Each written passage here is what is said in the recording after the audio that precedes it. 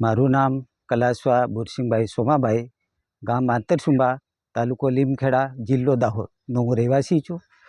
હું લગભગ કમસે કમ 4 થી 5 વર્ષથી પ્રાકૃતિક ખેતી કરું છું।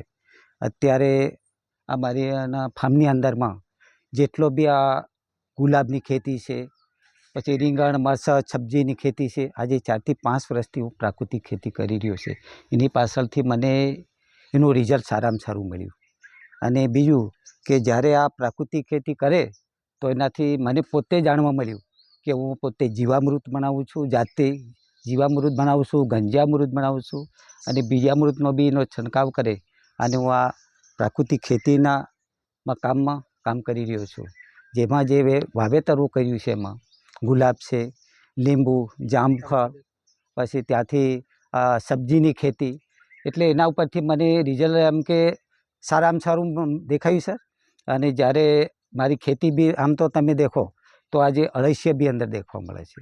જમીન પોચી થઈ, ફળદ્રુપ થઈ છે, અને જમીનનું પણ એમાં ભેજનું પ્રમાણ વધી ગયું છે। જેથી કરીને હું આ જેવી રીતે મને એમાં ફાયદા, કમસે કમ જે પહેલો દવાનો છંટકાવ કરતો હતો, યુરિયા DAP વાપરતા હતા, તો એમાં ખર્ચો પણ વધી જતો હતો, પણ અત્યારે મારે ખર્ચ બી ઘટી ગયો છે અને તેની સામે આવકમાં વધારો થઈ ગયો છે।